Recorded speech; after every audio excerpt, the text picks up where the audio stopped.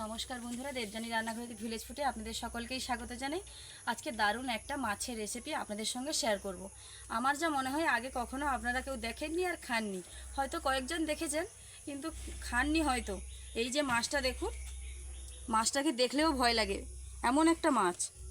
সচরাচর কিন্তু এগুলো দেখা যায় না। সেই মাছের রেসিপি আপনাদের সঙ্গে শেয়ার করব, কিভাবে কাটতে হয়, কি নাম, সমস্ত কিছুই বলবো। তো চলুন।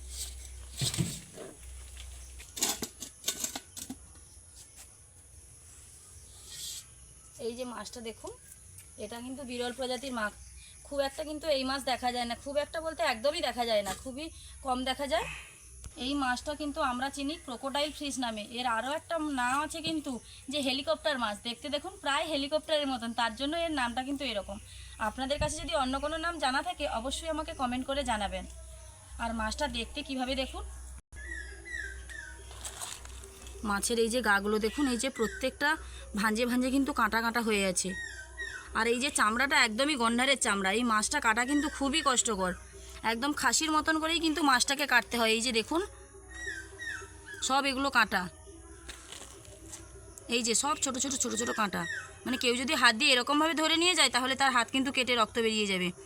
একদম গন্ডারের চামড়ার মতন দেখুন, চামড়াটা এতটাই শক্ত, কেউ যদি গুলি মারে গুলিটাও লাগবে না এরকমভাবে। আর এই মাথার দিকটা দেখুন, বলাই যাবে না। মানে বটিতে কিন্তু এই মাছ কাটা যাবে না, নামে মাছ, বটিতে কাটা যাবে না, কাটারি দিয়ে কিন্তু কাটতে হবে। পেছন দিকটা দেখুন, আর মুখটা দেখুন, পেছনটা কিন্তু খুবই সুন্দর। মুখটা কিভাবে নাড়ছে দেখুন, দেখতে কিন্তু খুবই ভালো লাগছে। পেটের দিকটা দেখতে খুব ভালো, দেখুন এই জায়গাটা দেখতে খুব সুন্দর লাগছে, এখনও জ্যান্ত রয়েছে। এই মাছ কিন্তু জলবিহীন 4 থেকে 5 দিন বেঁচে থাকবে। মনে হবে কিন্তু মারা গেছে, পড়ে থাকবে, কিন্তু জলটা ছিটিয়ে দিলেই বুঝতে পারবেন যে আবার লাফালাফি করছে, হুট করে মরবে না। মাছ দেখার জন্য দর্শক এসছে, এই যে কাকিমা এসছে আর তার নাতনি এসছে। আর এই মাছটা কিন্তু এই কাকিমাদের পুকুরেই ছিল। মানে পুকুরে এমনিতে তো মাছটা থাকে না, কোথা থেকে কিনে এনে পুকুরে ছাড়া ছিল। এই জন্য কাকিমা বলছে যে বৌমা তোমার রান্নাঘরে এটা রান্না করো, তাই জন্য এটা রান্না হচ্ছে। কাটতে কিন্তু খুবই কষ্টকর। তো চলুন কাটা দেখাই আপনাদের কিভাবে কাটতে হয়। ছুটে পালাচ্ছে মাছ,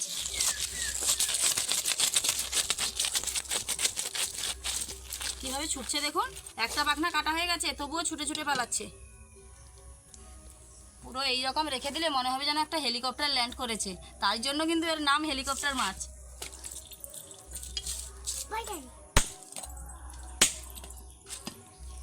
কি শক্ত মাছটা।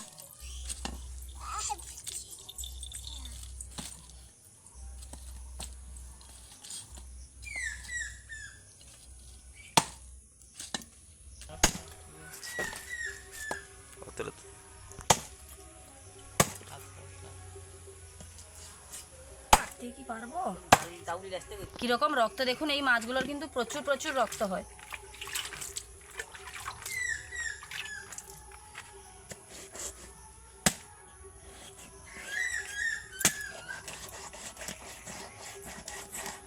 মাথাটা কেটে বাদ দিয়ে দিতে হবে।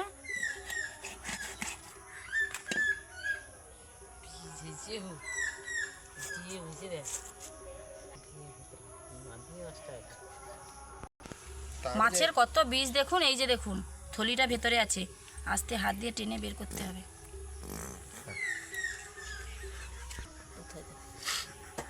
আরো কিন্তু আছে ভেতরে,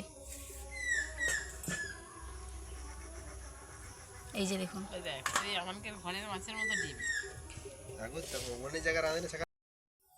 দেখুন মাছটার এই সিদ্ধারা থেকে মাঝখান দিয়ে কেটে দিয়েছি।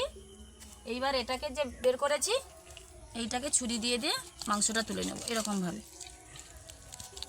খুব সহজেই কিন্তু মাংসটা উঠে যাচ্ছে দেখুন, এই যে তার খোলা আলাদা হয়ে যাবে আর মাংস আলাদা হয়ে যাবে।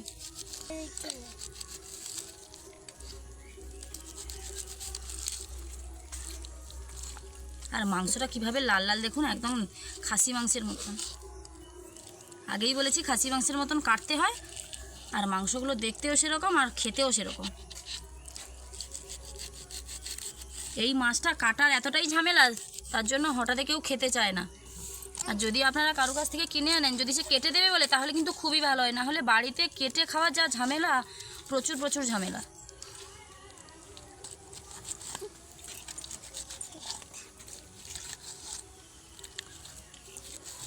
এই যে সব গন্ডারের চামড়া বেরিয়ে গেল দেখুন।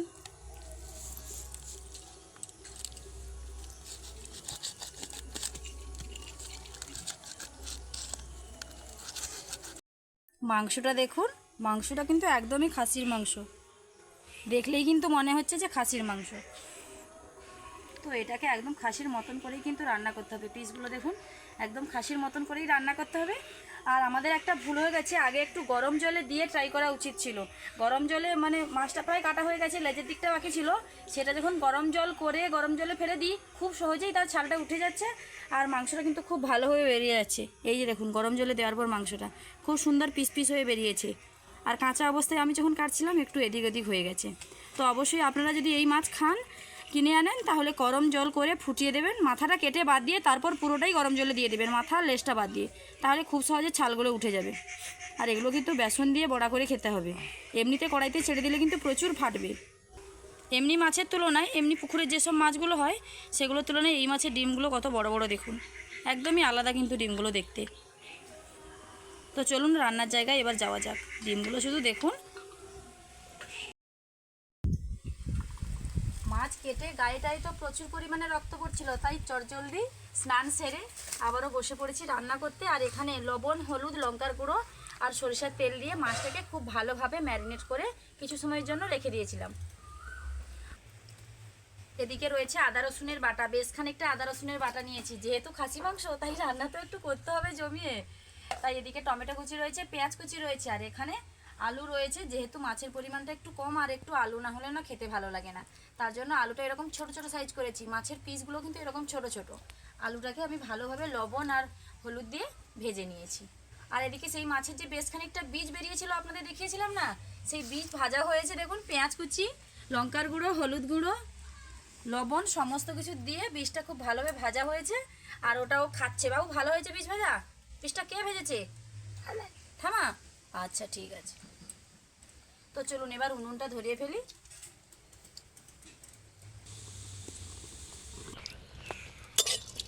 গরম মশলার জন্য দেখুন গোটা এলাচ আর কাঠ রয়েছে, লবঙ্গ রয়েছে, সমস্ত কিছু আমি হালকা করে ভেজে নিচ্ছি। এগুলোকেই গুঁড়ো করে নেব।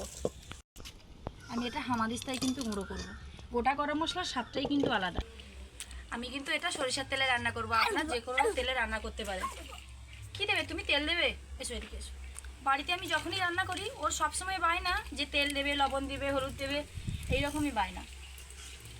দাও, কীভাবে তুমি দেবে আমি দেব। ভালো করে ধরো, ভালো করে ধরো, ঠিক করে ধরো। তুমি ধরবে, তেল দেবে, আর আমি রান্না করব।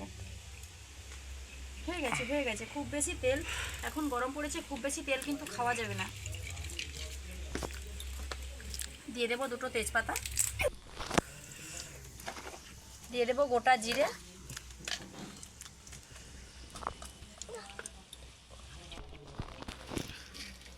হেল্পিং হ্যান্ড, জাস্ট আমি বলবো কি দিতে হবে আর ও সেটা সময় মতো কড়াইতে দিয়ে দেবে।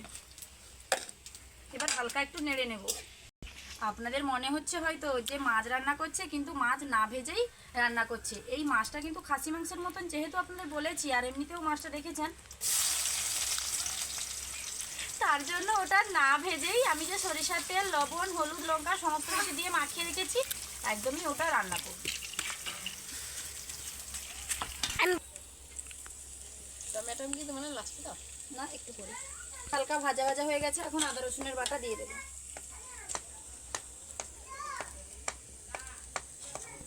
বাবু দিয়ে শোনা গো, ঠামিকে বীজ ভাজা দিয়ে দাও। এই যে ছোট বনুকে দাও। কাকিমা এসছে, বসছে, নতুন জিনিস রান্না হচ্ছে তাই কাকিমাকে ডেকেছি। এমনিতেও কাকিমা হলো মাছের ডোনার, মাছটা দিয়েছে রান্না করে রান্না করার জন্য।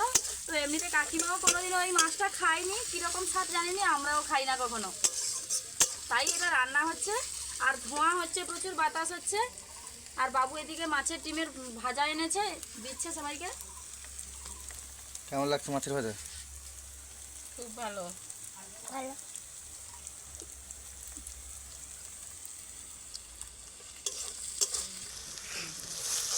পেঁয়াজ, আদা, রসুন সমস্ত কিছু খুব সুন্দর লাল লাল করে ভাজা হয়ে গেছে। এখন টমেটো কুচি দিয়ে দেবো।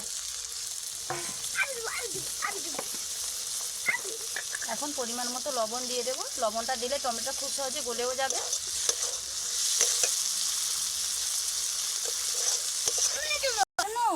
সোনা, তুমি খাওটা বড়া ভাজা কি ভালো হয়েছে? এইটা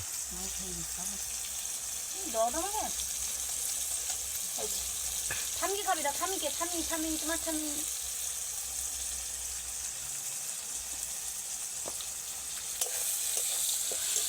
মশলাটা বেশ সুন্দর লাল লাল ভাজা হয়ে গেছে।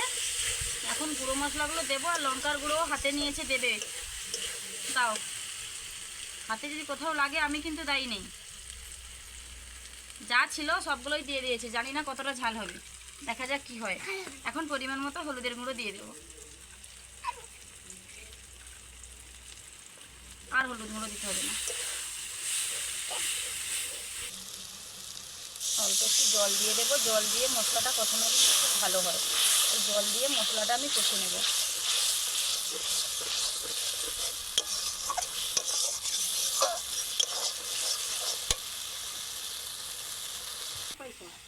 অল্প কিছুক্ষণ নাড়া হয়ে গেছে।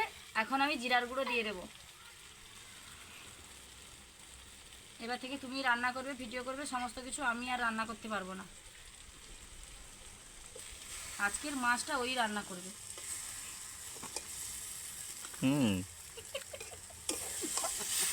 না দেখছো,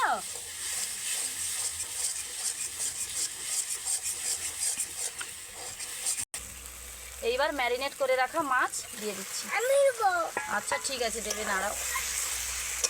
দিয়ে 4 থেকে 5 মিনিট মশলার সঙ্গে মাছটাকে কষে নিতে হবে। তারপর ভেজে রাখা আলু দেবে।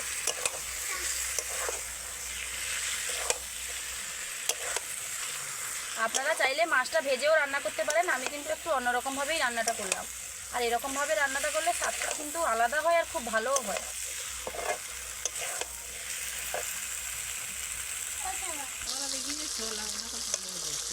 কতটা সুন্দর কষানো হয়েছে দেখুন। চারদিকে কিন্তু এরকম তেল ছেড়ে ছেড়ে যখন যাবে বুঝতে হবে কষানোটা কিন্তু খুব সুন্দর হয়েছে। এখন ভেজে রাখা আলু দিয়ে দেবো। আবারও 2-3 মিনিটের জন্য কষে নেব।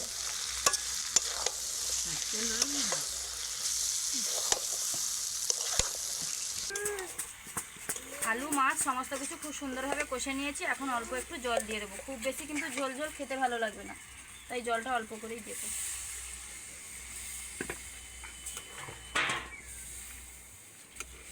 সেই তো 5 থেকে 7 মিনিট এটা ফুটবে, হয়ে গেলেই কিন্তু রেডি হয়ে যাবে। 5 থেকে 7 মিনিট রান্নার পর ঝোলটা আবার খুব সুন্দরভাবে রেডি হয়ে গেছে। খুব বেশি কিন্তু ঝোল ঝোল নেই। তাহলে বন্ধুরা, আমার এই মাছের রেসিপি যদি আপনাদের ভালো লেগে থাকে, প্লিজ লাইক, কমেন্ট ও শেয়ার করতে ভুলবেন না। এইরকম আরও নিত্য নতুন রান্নার ভিডিও পাওয়ার জন্য অবশ্যই আমার চ্যানেলটিকে সাবস্ক্রাইব করে আমার পাশে থাকবেন, যাতে দিন প্রতিদিন নিত্য নতুন রান্নার ভিডিও আমি আপনাদের সঙ্গে শেয়ার করতে পারি। ঝোলের কালারটা শুধু দেখুন। আর সবশেষে দিয়ে দেবো গরম মশলা। গরম মশলার সেন্টটা না হলে না খেতে ভালো লাগবে না।